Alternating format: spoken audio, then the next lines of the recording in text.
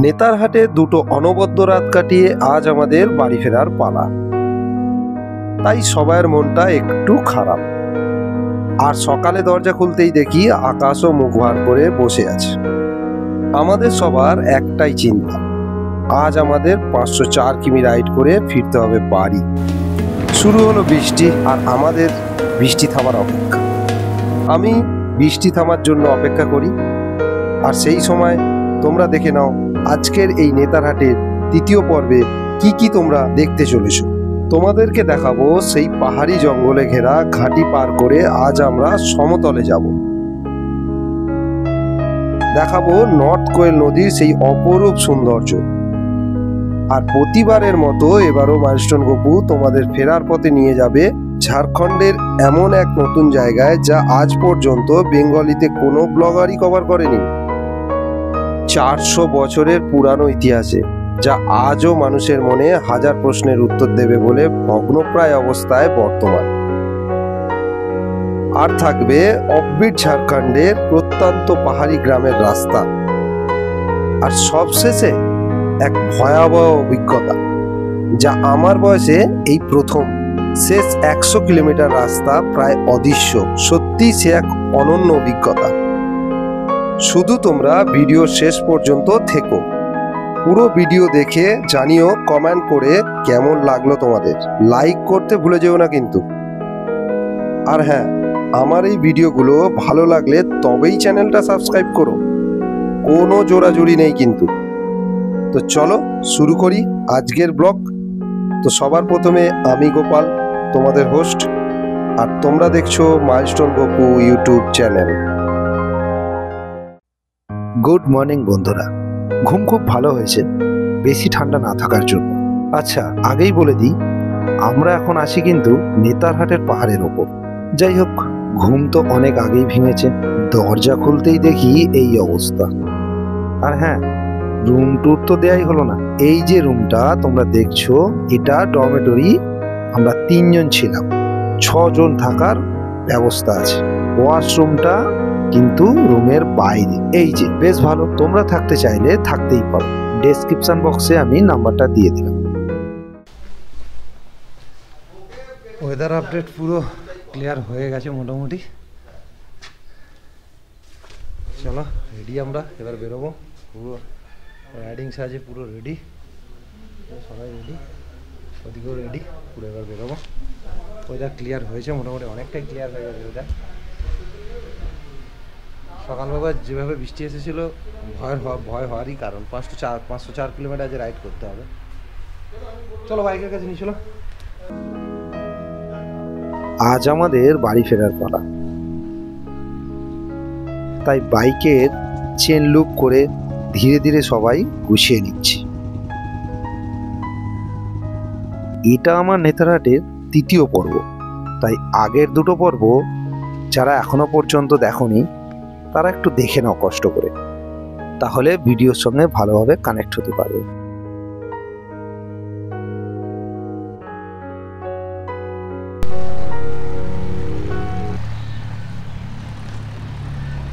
এখানে খেয়ে নিলে হয় না? এখানে কচুরি খেয়ে সারাদিনে গ্যাস করবেন?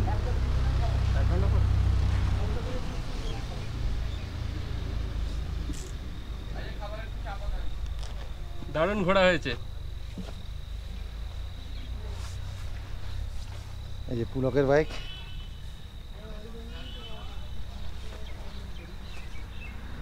এই যে দাদার বৌদি। এটা বলো।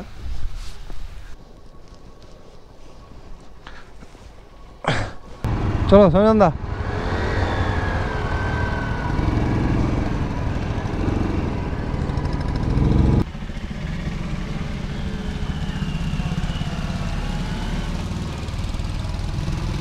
নেতারহাটের ওয়েদার আজ প্রচণ্ড খারাপ। সকাল থেকে বৃষ্টি। হচ্ছে 8:06। তো নেতারহাট বাজারে চলে আসলাম।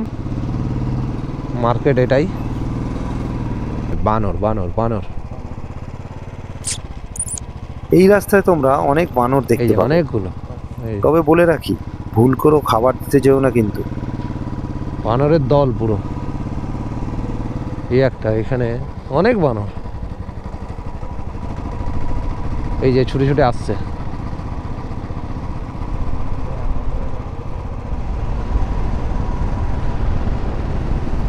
সবাই একটু এগিয়ে গেছে, তো আমার ক্যামেরাগুলো একটু ব্যাগে গোছাতে একটু টাইম লেগে গেল। আর বৃষ্টি হয়েছে, স্লিপ হয়ে গেছে পুরো রাস্তা, একটু সাবধানে গাড়ি চালাতে হবে। তোমাদের মনে প্রশ্ন থাকতে পারে, এই জায়গার নাম নেতারহাট হলো কেন? ব্রিটিশ শাসনকালে সাহেবরা এই জায়গায় আসতো সময় কাটাতে এর প্রাকৃতিক সৌন্দর্যের জন্য। তারাই এর নাম দেয় নেচার হাট। কালক্রমে লোকের মুখে তা পাল্টে নেতার হাট হয়েছে। আর ব্রিটিশরা কেন নেচার হাট নাম দিয়েছিল সেটা নিশ্চয়ই আর বলতে হবে না। আমরা নেতারহাট যেদিন আসি ওই দিন রাত্রি প্রায় 7:30-8টা বেজে গেছিলো, তো তাই কোনো কিছুই দেখাতে পারিনি। যাই হোক, আমি গল্প বলে যাই, তোমরা কিন্তু স্ক্রিন থেকে চোখ সরিও না। পাহাড়ের প্রতিটা বাঁকেই নতুন চিত্রপট।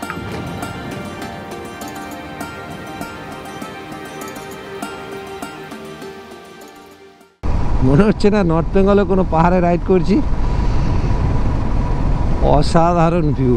আজকে বৃষ্টি হয়ে আসলে ফগি ওয়েদার, তো এই গাছের মধ্যে দিয়ে কুয়াশাগুলো দেখো কিরকম লাগছে। কিছু হয়তো মেঘও আছে, কিছু মেঘ কুয়াশা মিলেমিশে একাকার। সত্যি আমি খুব লাকি, এরকম জায়গা বাইক চালানোর প্রচুর বাইকারের বা প্রচুর মানুষের একটা শখ থাকে, বাইক নিয়ে আসার শখ থাকে। তো সেদিক থেকে মোটামুটি ভগবান আমাকে কিছুটা হলেও এগিয়েছে। পুরো জঙ্গলের ভেতরগুলো পুরো কুয়াশা হয়ে গেছে, কুয়াশা না মেঘ বুঝে উঠতে পারছি না।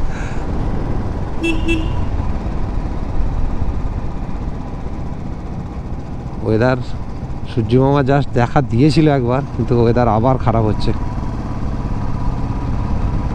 রাস্তা দেখো পুরো মেঘাচ্ছন্ন হয়ে গেছে।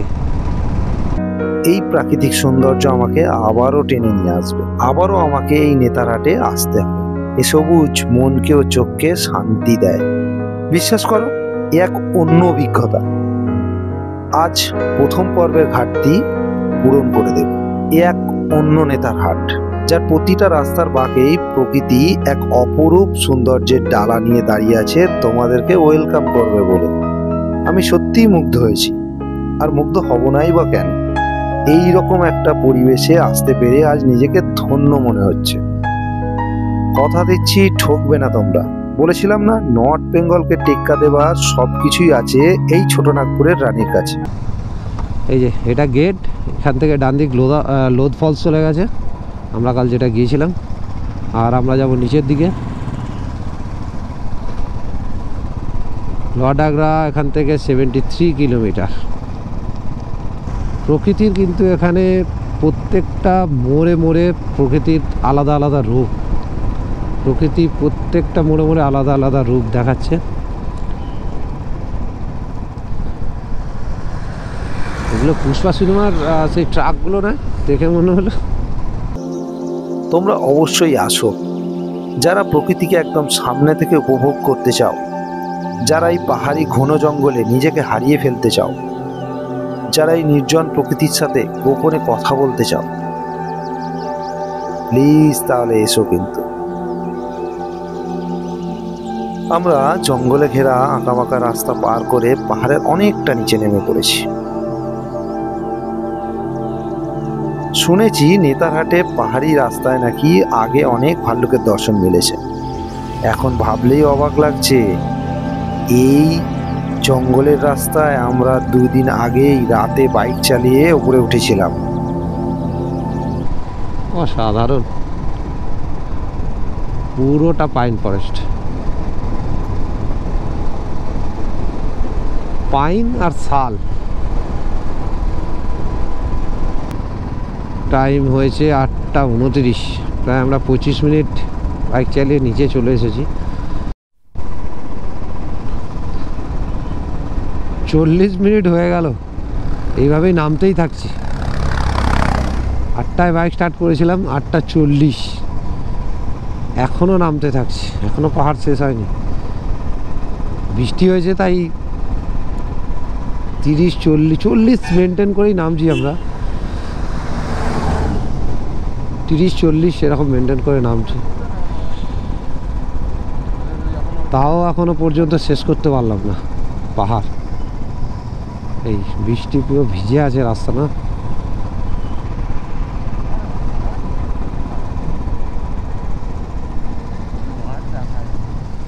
দেখা যাচ্ছে মাঠ, দেখা গেল মানে নিচের মাঠ, হ্যাঁ দেখা গেছে। এবার পাহাড়ের আঁকাবাঁকা পথ পেরিয়ে আমরা প্রায় সমতলের কাছাকাছি।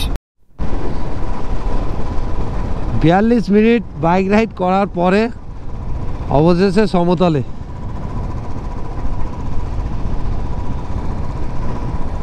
এই যে রাস্তাটা দারুণ লাগছে না, পুরো জঙ্গল, হালকা কুয়াশা। চান্ডিল জলাশয় 228। আমরা এখানে চা খেয়েছিলাম না, আগেটা চা খেয়েছিলাম। এটা এই যে নর্থ কোয়েল নদী, এটা নর্থ কোয়েল নদী। জল প্রায় নেই বললেই চলে।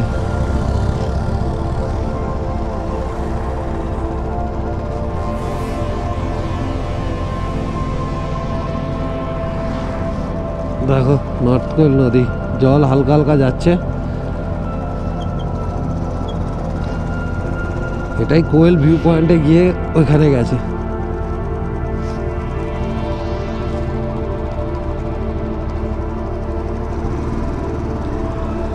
দারুণ না নদীটা, দারুণ। কিন্তু পাহাড়গুলো দেখো, এই এই লয়টা চলে যাক দেখাচ্ছি। এই দেখো পুরো পুরো পাহাড়ের শেপটা দেখো, এই এই হাওড়া ব্রিজ পুরো, এই এই এই দারুণ দারুণ দারুণ পাহাড়ের শেপ।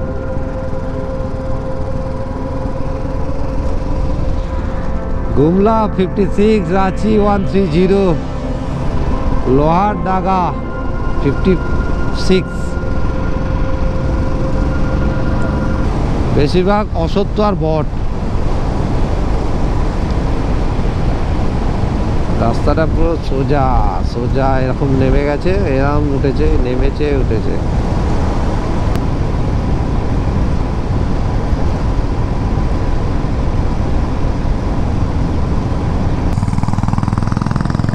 এখনো 9:09, টাইম হয়েছে 9:09।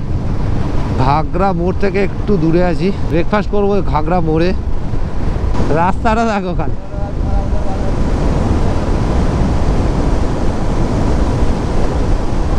দারুণ না রাস্তাটা, রাস্তাটা অসাধারণ অসাধারণ।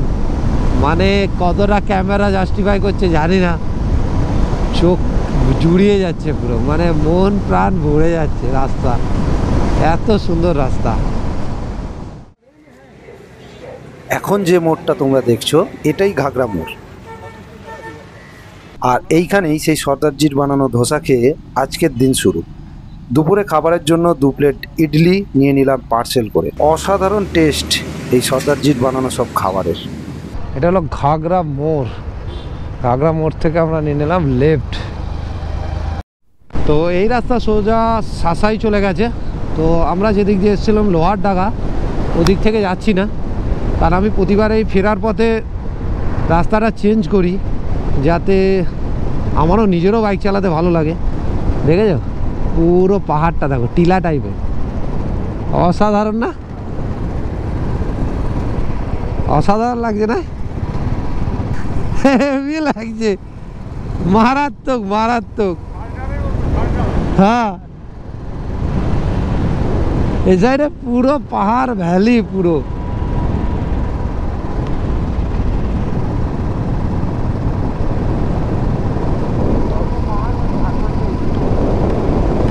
ও কি লাগছে দেখো পুরো।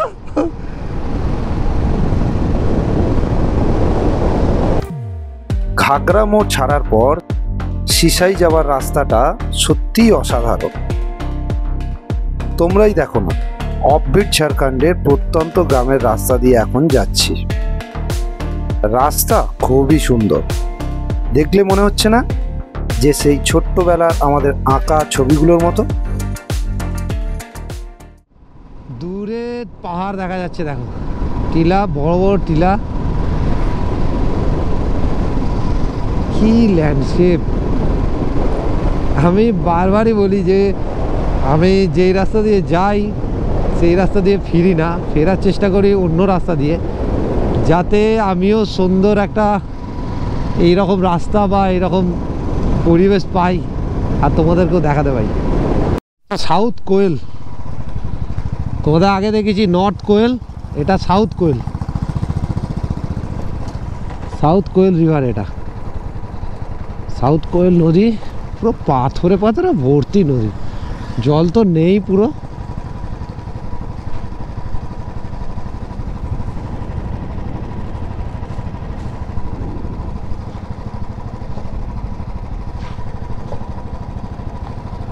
পিকনিক স্পটের জন্য খুব সুন্দর জায়গা এটা।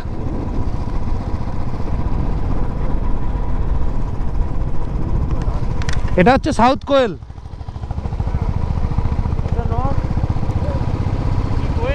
সাউথ কোয়েল এটা।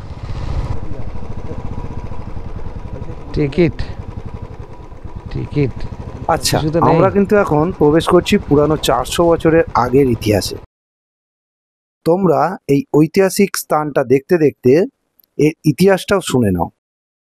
এটা হচ্ছে নবরত্নগর ফোর্ট, এটা কিলা, নবরত্নগর কিলা, কিলা হিন্দিতে বলে। তো ফোর্টটা তোমাদের দেখাচ্ছি পুরোটাই ঘুরিয়ে। দেখো কত সুন্দর একটা ফোর্ট। এটা ট্যুরের মধ্যে ছিল না, তো দেখলাম ম্যাপে, সেই জন্য তোমাদের একটু ঘুরে দেখাবো। দেখো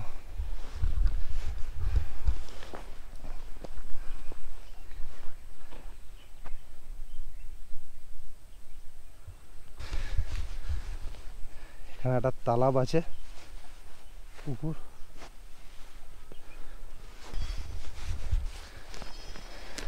भैया कितना साल का पुराना है? 500। एक राजा का फोर्ट है ये। कौन सा नाम क्या है राजा का? नागवंशी राजा। नागवंशी। আচ্ছা, এই দুর্গটি ছিল নাগবংশী রাজাদের।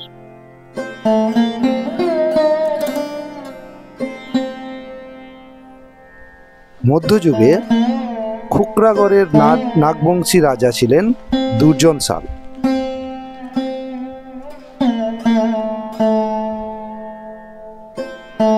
দুর্জন সাল নাগবংশী সিংহাসনে আরোহণের পরপরই তিনি মুঘলদের সাথে সমস্ত সম্পর্ক ছিন্ন করেন।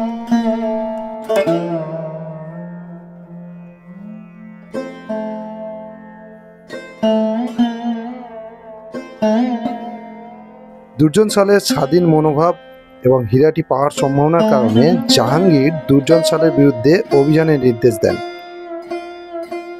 দুর্জন সালকে গ্রেপ্তার করা হয় এবং তার কাছ থেকে হীরাটি কেড়ে নেওয়া হয়। তাকে গোয়ালিয়র জেলে পাঠানো হয়।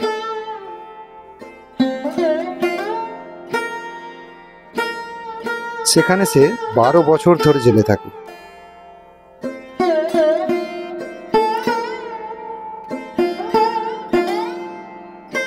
আসল হিরে শনাক্ত করার দক্ষতার কারণে জাহাঙ্গীর 1627 সালে তাকে মুক্তি দেন।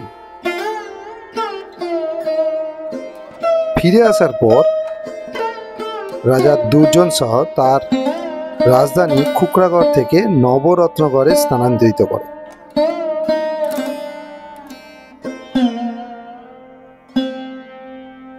তিনি 1636 থেকে 1639 খ্রিস্টাব্দের মধ্যে এই দুর্গটি নির্মাণ করেন।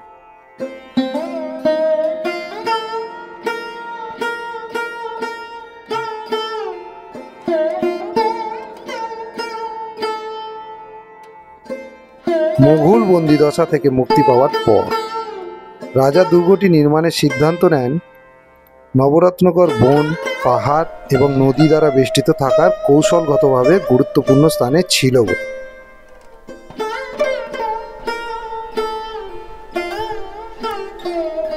নবরত্নগর ভারতের ঝাড়খণ্ড রাজ্যের গুমলা জেলায় অবস্থিত একটি ঐতিহাসিক স্থান।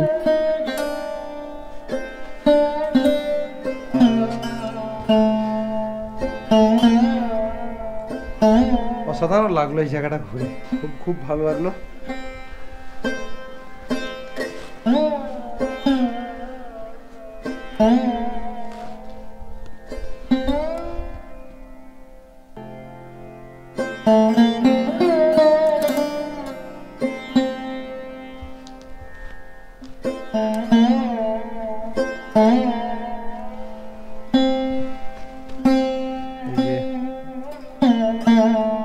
নিচে এখনো মনে হয় ঘর আছে কোনো কিছু, তো এখনো খোঁড়া, মাটি খুঁড়লে হয়তো পাওয়া যাবে। যেগুলো খোঁড়া হয়েছে এগুলো এখনো বেরোচ্ছে, দেয়াল বেরোচ্ছে।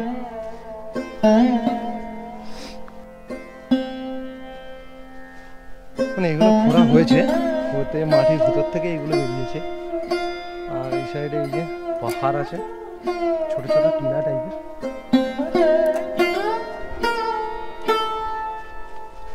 এই যে ছোট ছোট্ট টিলা।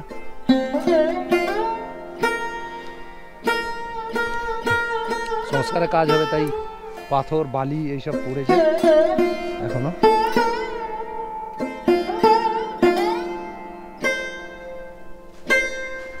আর এইটা মন্দির আছে, মন্দির দেখাচ্ছি তোমাদের।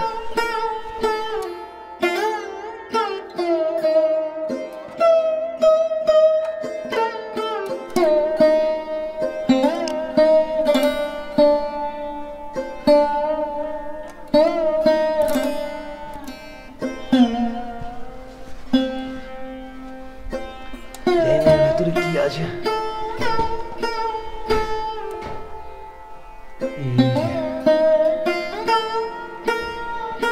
মানে এটা যদি একটা গম্বুজ হয় তাহলে মাটির নিচে আরো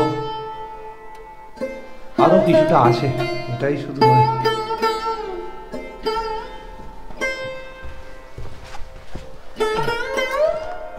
মাটির নিচে আরো কিছু আছে। ওটা মন্দির, এখানে ওটা মনে হয় মন্দিরই ছিল। বেশ ভালো, বেশ ভালো লাগলো।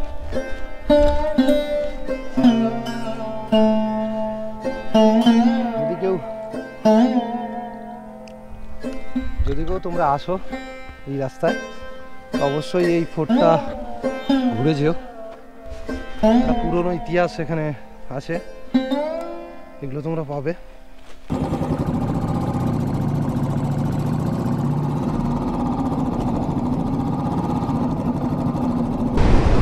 পুরো অফবিট ঝাড়খণ্ড।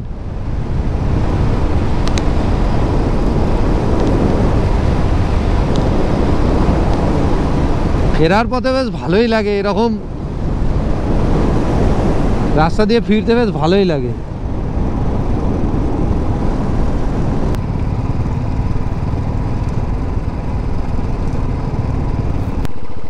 গুগলে চক্করে পড়ে এই অবস্থা।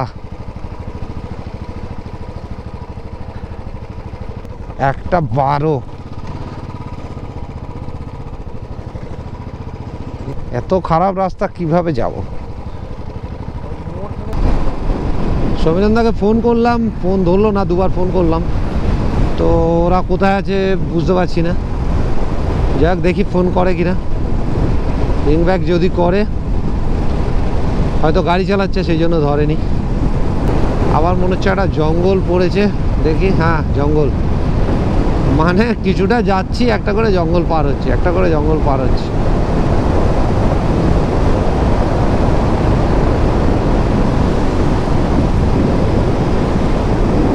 জায়গাটা বেশ ভালো লাগলো, তাই লাঞ্চটা এইখানে বসেই করে নিলাম।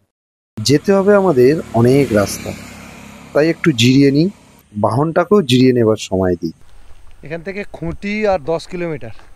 আমরা দাঁড়িয়েছিলাম লাঞ্চ করার জন্য, তো লাঞ্চ কমপ্লিট।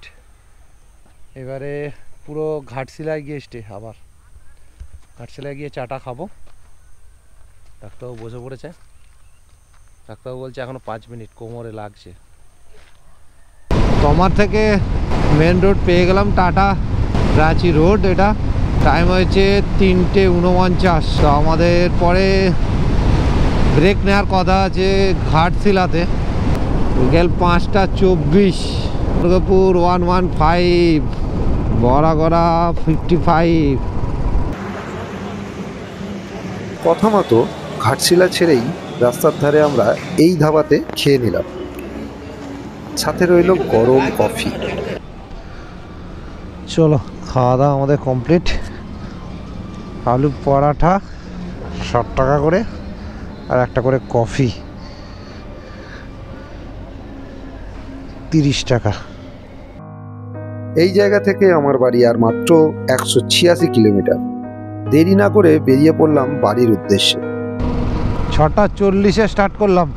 বেশ ভালোই রাইড চলছিল। তখনও বুঝতে পারিনি যে আজ সকালটা যেমন বাধা দিয়ে শুরু করেছিলাম, শেষটাও আরও ভয়ঙ্কর বাধার মধ্যে পড়তে চলেছি। কেন বললাম, বাকি ভিডিওটা তোমরা দেখলেই বুঝতে পারবে। সন্ধ্যা 7:15, বহরাগড়া 7:39, লোধাশুলি জঙ্গল। ভয়ঙ্কর কথা, কিচ্ছু দেখা যাচ্ছে না।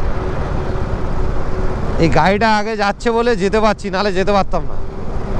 লোধাশুলি থেকে একটা গাড়ির পেছনে এইভাবেই এরম করে করে এসেছি, নাহলে আসা যাচ্ছে না কোনোভাবেই। আবার ডেবরায় লরি দাঁড়িয়ে গেছে, তো ডেবরার পর থেকে আমার একটা লরি ধরলাম। অনেকক্ষণ দাঁড়িয়েছিলাম, ফোন করলাম সমীরনদাকে, পুলককে। সমীরনদার সুইচ অফ, পুলকের ফোন বেজে যাচ্ছে, তুলছে না, তারপর আবার সুইচ অফ হয়ে গেল। জানি না ওরা কোথায় আছে, কি ব্যাপার। আমরা এই লরির এখন পেছন ধরে এইভাবেই এগোচ্ছি। অসম্ভব কুয়াশা করেছে আজকে, অসম্ভব কুয়াশা। মানে আমার দেখা এখনো পর্যন্ত সেরা এইটাই কুয়াশা, কিছু দেখা যাচ্ছে না। মানে 50 ফুটও নয়, মানে 30-40 ফুটে কিছু দেখতে পাচ্ছি না। এই যে লরির ড্রাইভারও ব্রেক মেরে দিচ্ছে যখন তখন, মানে কিছু দেখতে পাচ্ছে না। বন্ধুরা, কুয়াশা যদি এরকম পুরো অন্ধকার কুয়াশা হয়ে যায়, যেখানে 30-40 ফুটও দেখা যাচ্ছে না, এখানে একটাই টেকনিক কাজে দেবে। এরকম একটা যে কোনো গাড়ি যে মোটামুটি 30-40 স্পিড মেনটেন করে যাচ্ছে, তার পেছন ধরে নাও, ব্যাস যেতে থাকো। পুরো ভিজে গেছি, পুরো রাইডিং জ্যাকেট পুরো ভিজে গেছে সেই লোধাশুলি থেকে। দেখো, এও ব্রেক মারছে, এই লরিটাও ব্রেক মারছে, এও দেখতে পাচ্ছে না মাঝে মাঝে। হ্যাঁ, পেছনে যাই ভালো, এগিয়ে কিছু দেখতে পাবো।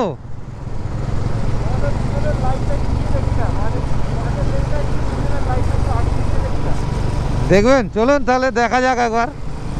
আমি তো কিছু দেখতে পাচ্ছি না, সত্যি বলছি।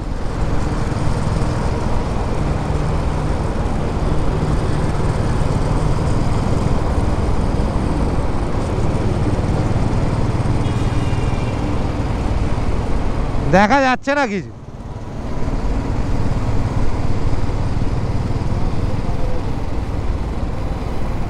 কিছুই দেখা যাচ্ছে না। এতগুলো ফগ লাইট জ্বালার পরও কিছু দেখা যাচ্ছে না। শুধু গাড়িটা যাচ্ছে, নিচের রোডের এই মার্কিংগুলো ফলো করছি, যাচ্ছি। পুরো ভিজে গেছি পুরো। ভাইজার তো সেই ভাইজার লোধাশুলি থেকে আমার ভাইজার তোলা আছে। 10:52, যেখানে 9টা 9:30, খুব বেশি হলে 9:30টার মধ্যে ঢুকে যেতাম, 9:15। তার জায়গায় 10:52, এখনো পৌঁছাতে পারিনি, এখনো অনেকটাই দূরে আছি। দামোদর ব্রিজ উঠলাম, টাইম হচ্ছে 11:08 রাত্রি। এই যে সাদা লাইট পুরো নিচে আলো হয়ে যায়, সেই জায়গায় নিচে কিছু আলো পৌঁছাচ্ছে না। যাই হোক, ভিডিওটা অনেক বড় হয়ে গেছে, তাই যারা এখনো পর্যন্ত ভিডিওটা দেখছো তাদেরকে অনেক ধন্যবাদ। লাইক, কমেন্ট এবং সাবস্ক্রাইব করে দিও যদি ভিডিওটা ভালো লেগে থাকে। ভালো থেকো সবাই, শুভরাত্রি। কি কুয়াশা, হ্যাঁ, এ কি কুয়াশা, আমিও দেখিনি কোনোদিন।